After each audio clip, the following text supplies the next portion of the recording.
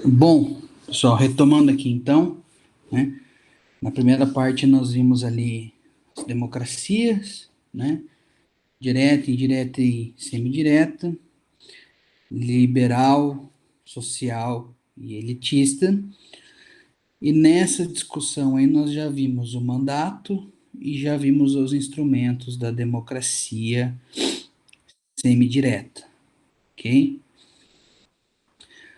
Um outro tópico que nós vimos aí então foi o sufrágio, pessoal. Sufrágio nada mais é do que o voto, tá?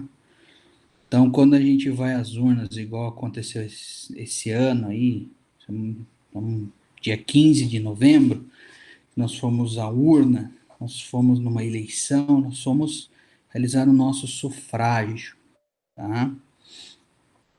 Sufrágio é esse, então, que está consignado na Constituição como um direito político de todo e qualquer cidadão, ok?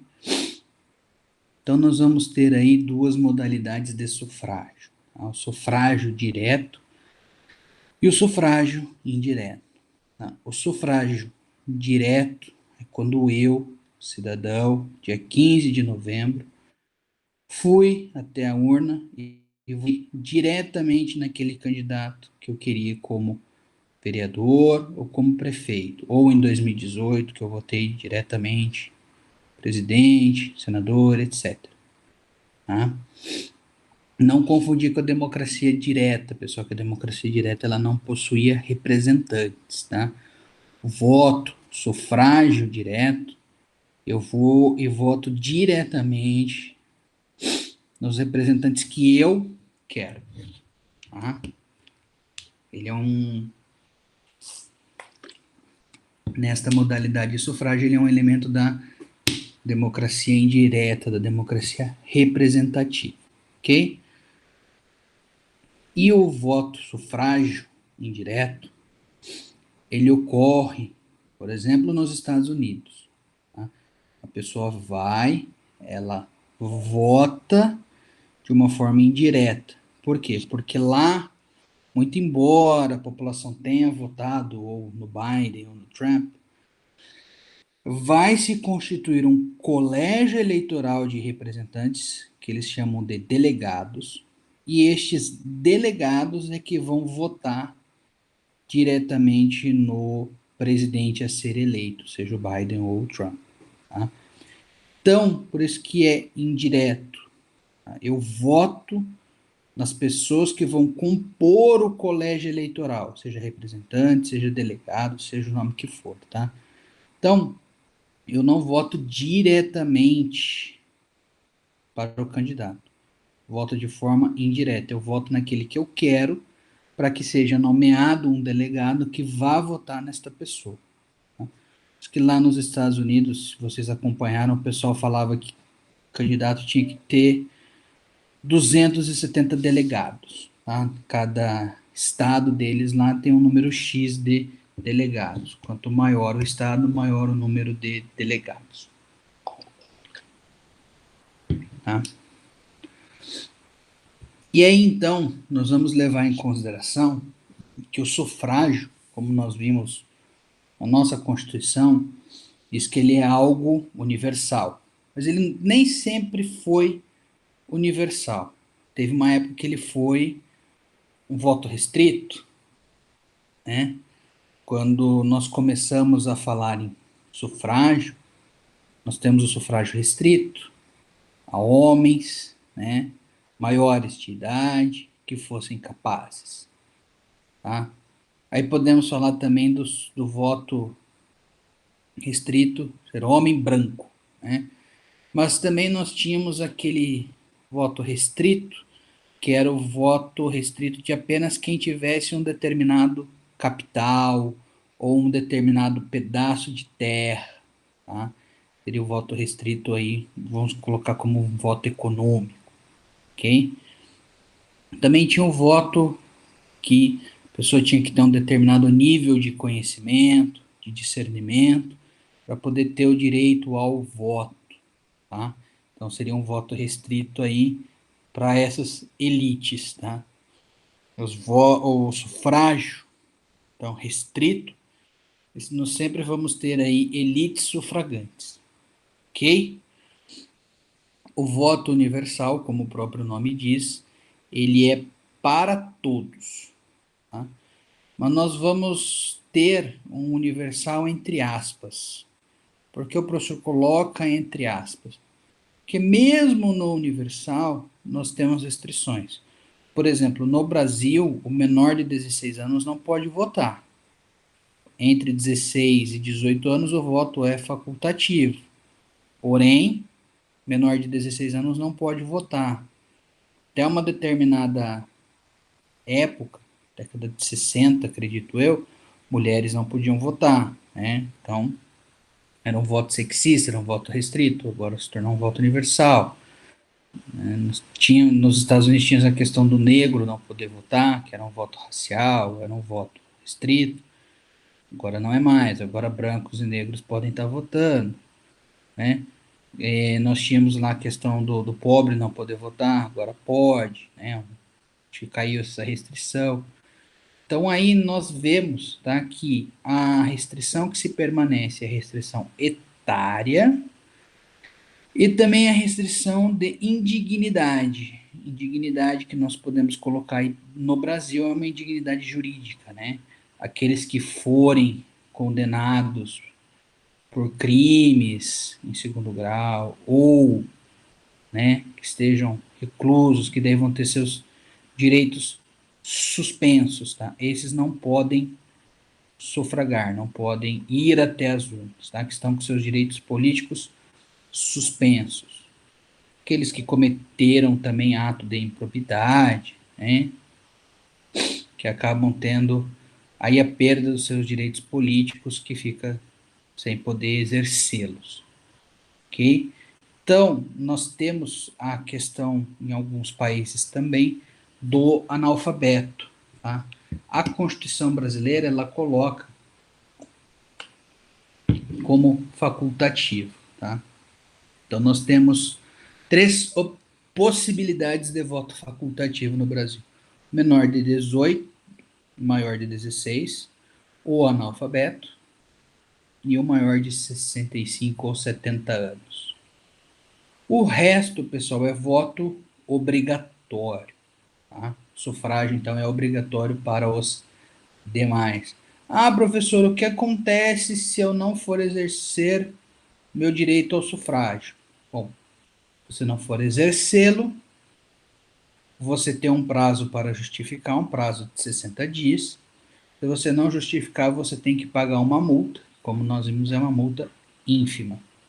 Ah, professor, se eu não justificar e não pagar a multa, eu não estarei quite com as obrigações eleitorais. Então, uma das consequências é não poder exercer cargo público. Né? Não posso fazer um concurso público. Ok? Então, tem essas questões aí. E como nós vimos também, há aquela discussão se o sufrágio efetivamente é um direito ou é um dever, né? Uma função.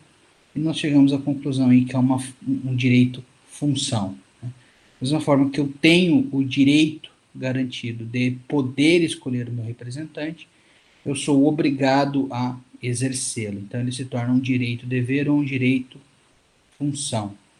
Seria propriamente um direito puro se ele fosse facultativo, de acordo com alguns, tá? Alguns teóricos que falam sobre o sufrágio. Beleza, pessoal? Aqui, tranquilo? Então, nós temos uma outra forma, um outro regime que nós vimos, que são as ditaduras, né? Lembrando aí que as ditaduras nós vimos em dois momentos específicos da história, ditadura em Roma e a ditadura nos tempos modernos. Lembrando lá que a ditadura em Roma, ela era de uma forma temporária, então tinha-se um prazo determinado, né? 6 meses, 3 meses, um ano, podendo ser prorrogado, mas podia também não ser, para solucionar uma situação específica, uma calamidade normalmente. Então, desabou um morro lá, matou pessoas, desabrigou pessoas. Então, nós precisamos solucionar um problema pontual específico. Então, escolhe-se uma pessoa do povo para ser o ditador, para ter os plenos poderes para resolver aquela situação. Se no período que ele estiver como ditador acontecer alguma outra situação não relacionada, pessoal, com a situação problema, ele não tem poderes para atuar. Tá? Ele só tem poderes para atuar naquilo que for diretamente ligado à situação catástrofe pela qual ele foi escolhido para resolver. Então, tem um problema ali de transporte entre cidades. Essa situação envolve com a catástrofe, com o deslizamento de terra? Não. Então, o ditador ele não pode se envolver, não pode se meter nessa situação. Agora, contrapartida, se o deslizamento atrapalhou uma estrada e precisa se resolver uma forma de transporte, aí sim ele pode resolver. Tá? Então vejamos que na Roma o ditador era eleito, era um cidadão que emanava do povo e ele vinha para resolver uma situação pontual específica. Tá? Resolvida essa situação, acabava-se a ditadura. Tá? Então, esse era o período romano, ditadura em Roma. Lembrando aí então que se nomeava por um prazo determinado. 6 meses. Esses 6 meses ele conseguiu resolver aquele problema e seus desdobramentos? Sim. Então não se prorroga. Não, então se prorroga, sei lá, por mais 3, 6 meses, enquanto se puder. Só tinha um detalhe, que essa situação ela tinha que ser resolvida.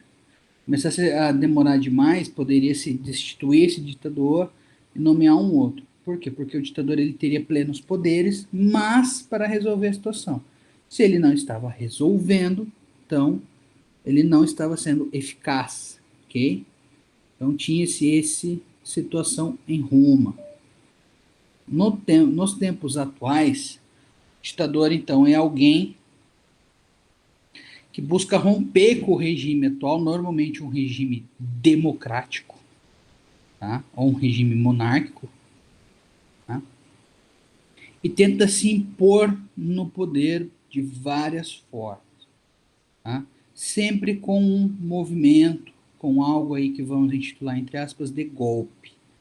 É uma ruptura do sistema para que se coloque um outro sistema, uma outra modalidade. O que nós vimos, que nós vamos relembrar, são duas: o totalitarismo e o autoritarismo.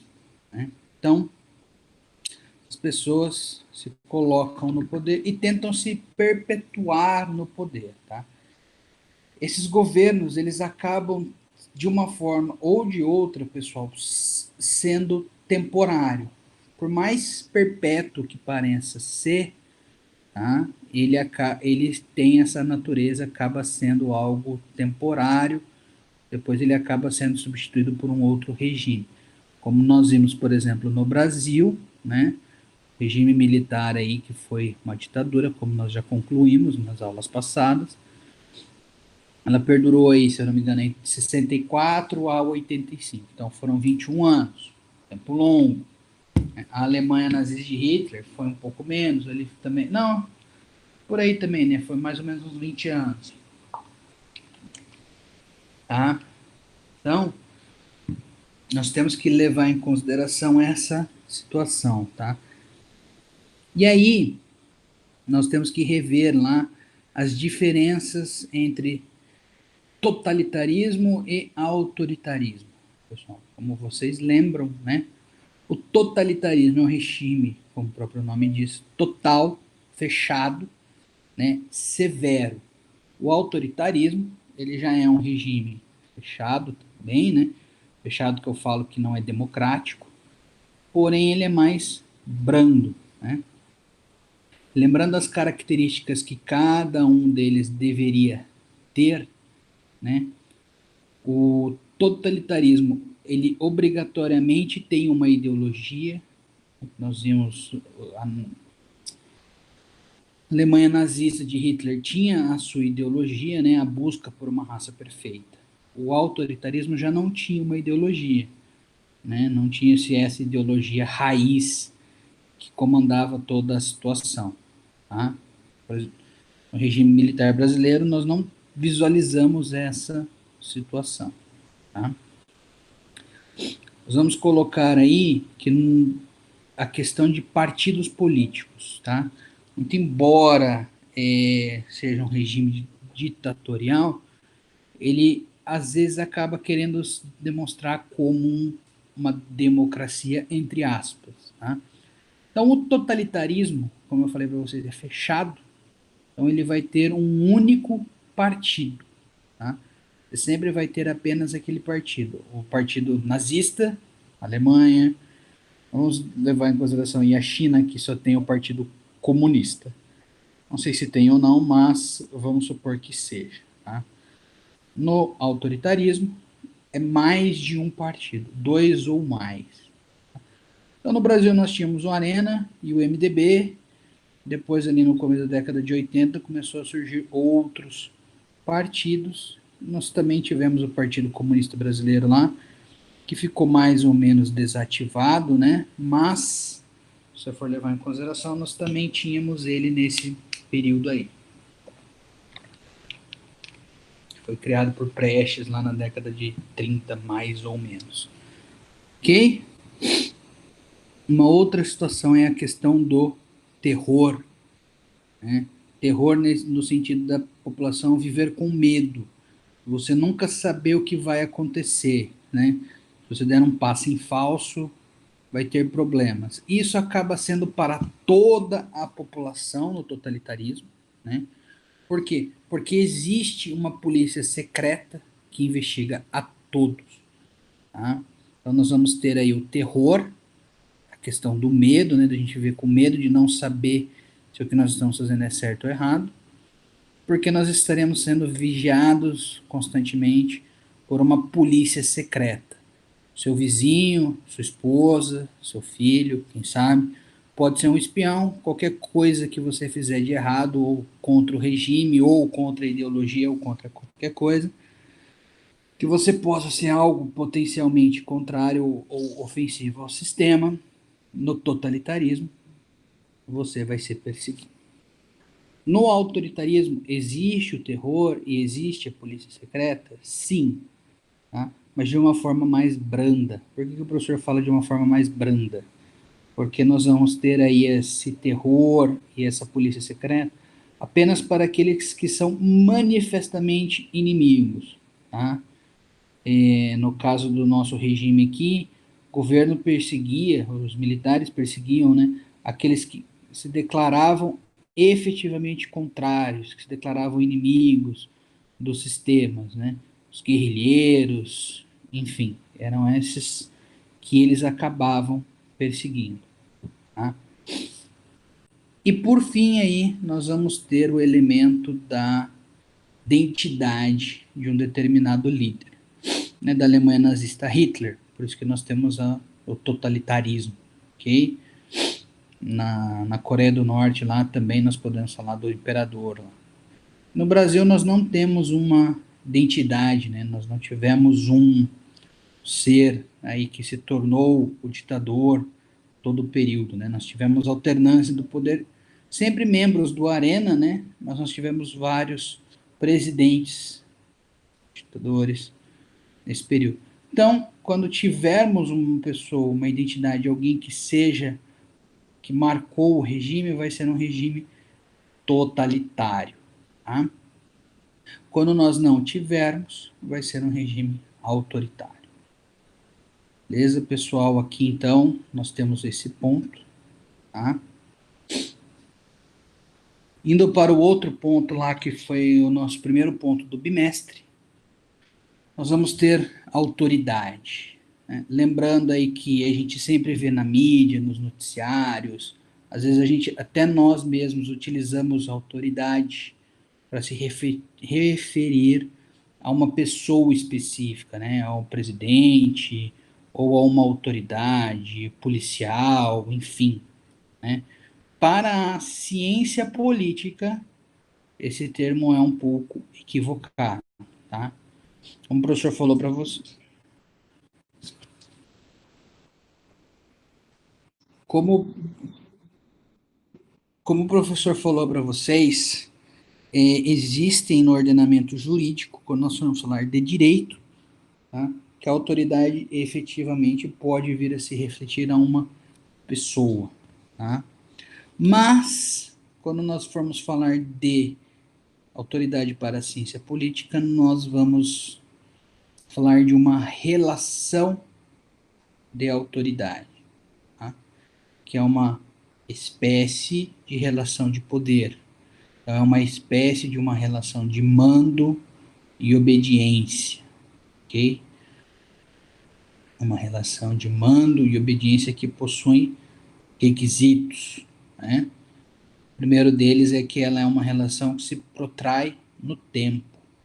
Ah, professor, quanto tempo? Podemos colocar que é por um tempo indeterminado, tá? Mas vai se protrair no tempo. Não vai acontecer em apenas um instante, como um assalto, por exemplo, né? Como um assalto não, tecnicamente aí, né? Como um roubo, tá? Mas é algo que vai acontecer no decorrer do tempo.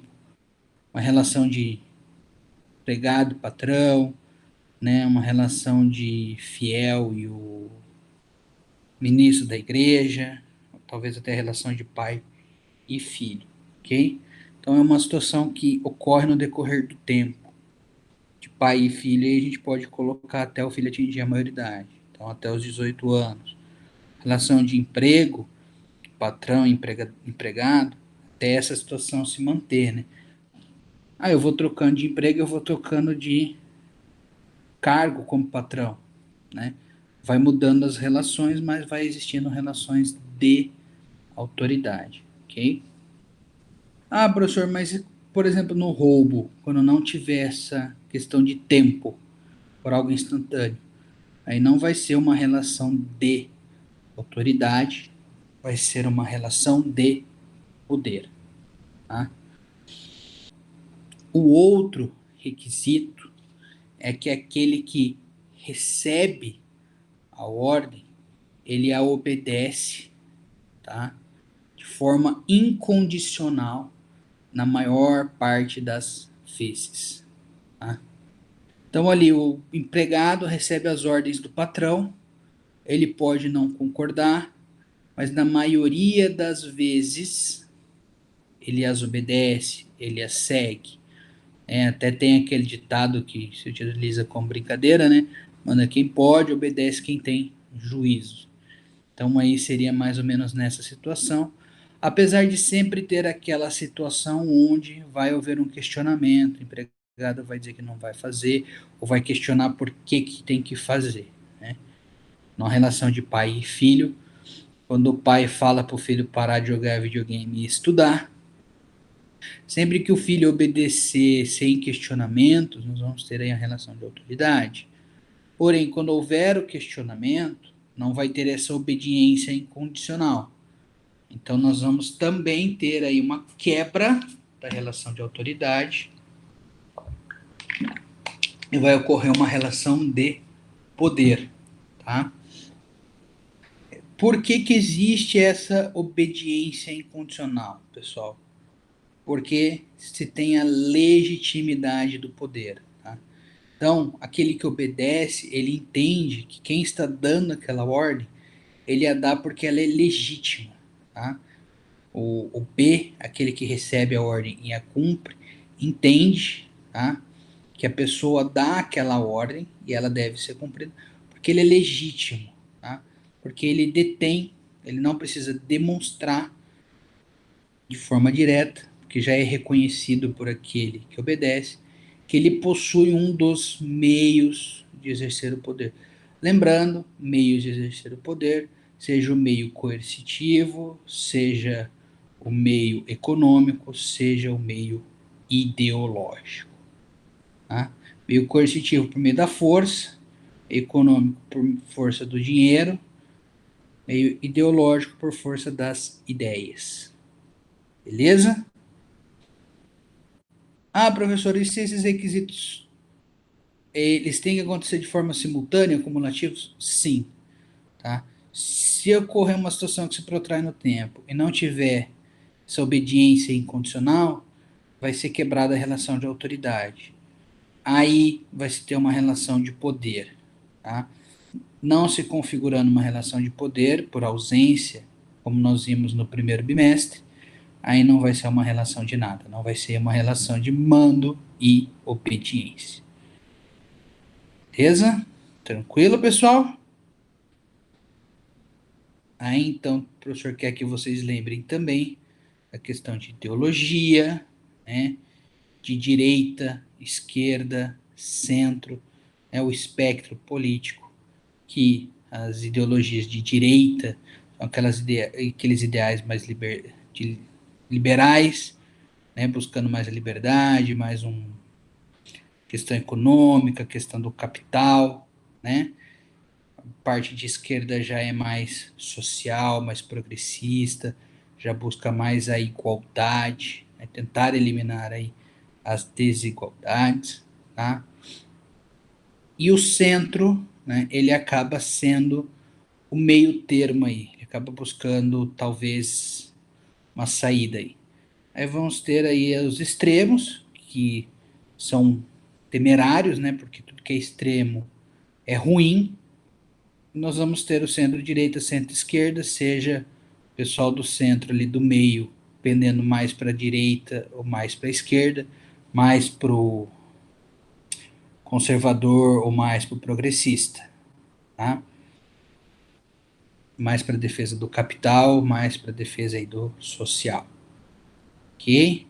E daí nós também vamos ter os conceitos de ideologias lá, nós vimos, pode ser o estudo das ideias, ou pode ser lá uma forma de querer convencer as pessoas utilizando das ideias.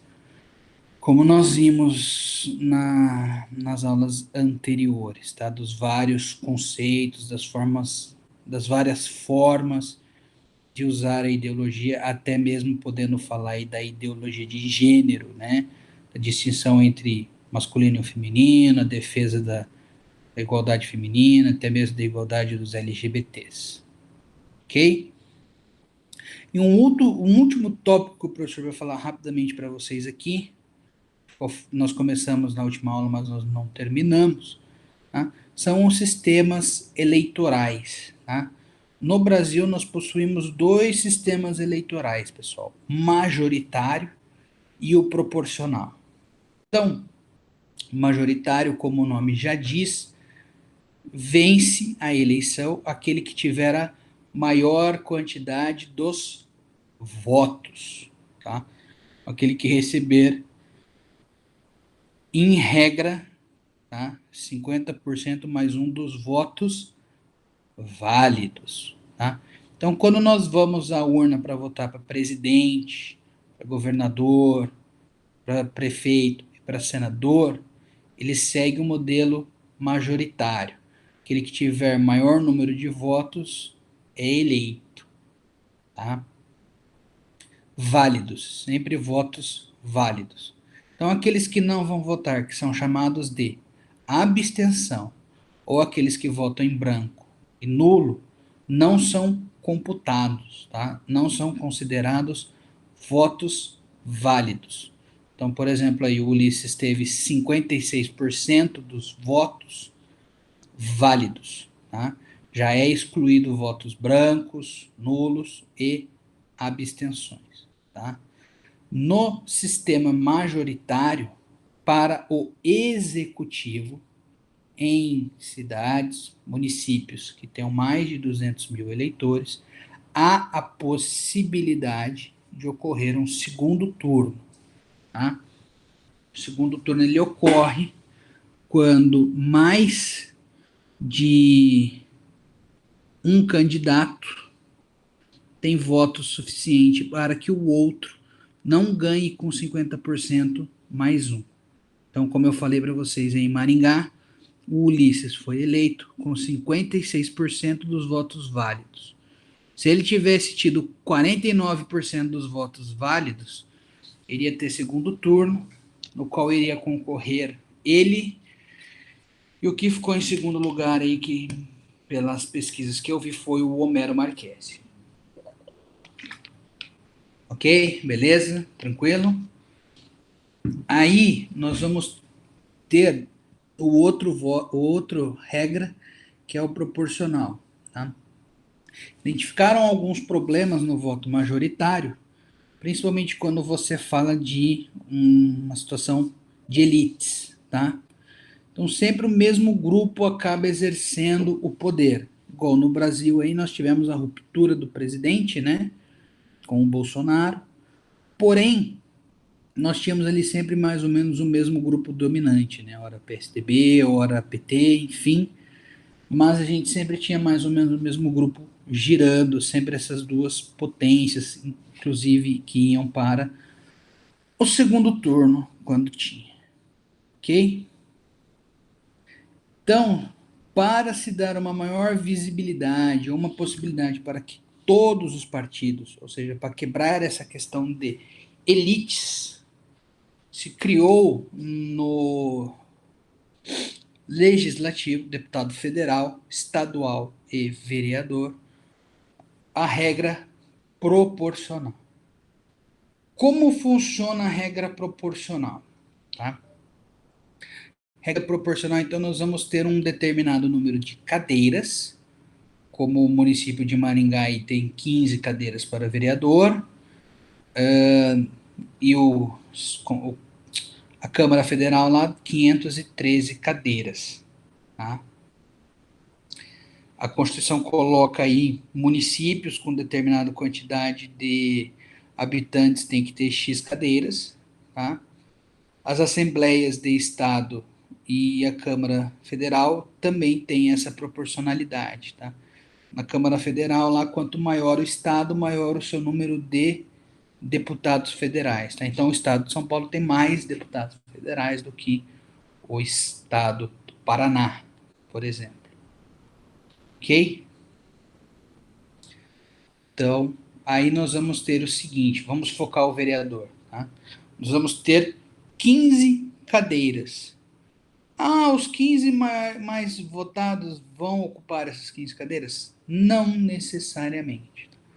Quando nós falamos então de voto proporcional, nós temos aí o partido tendo que preencher essas cadeiras. E como nós preenchemos então, pessoal? Uma conta, tá? Nós não vamos fazer ela aqui, mas é uma conta que nós chamamos de coeficiente eleitoral.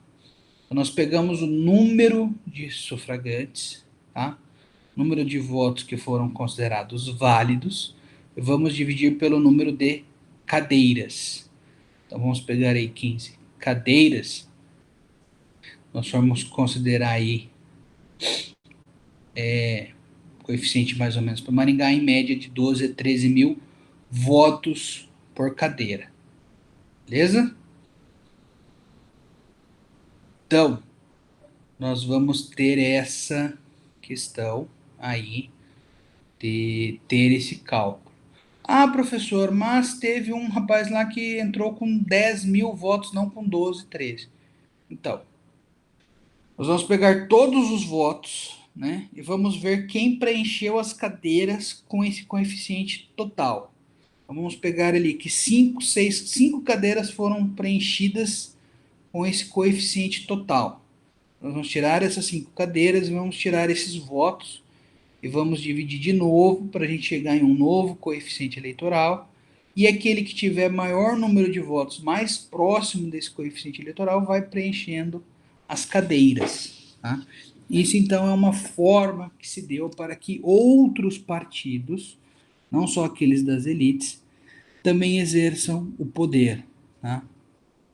Aí o maior prejuízo nessa questão, talvez, é de você pegar uma pessoa que teve mais votos, vamos colocar em uma pessoa que teve 2 mil votos, não entrar, acabar não conseguindo uma cadeira, por falta de preenchimento do coeficiente eleitoral, e uma pessoa que acaba fazendo aí 1.300, 1.400 votos, acaba entrando pelo coeficiente eleitoral, pela quantidade de votos global que o partido fez. Tá?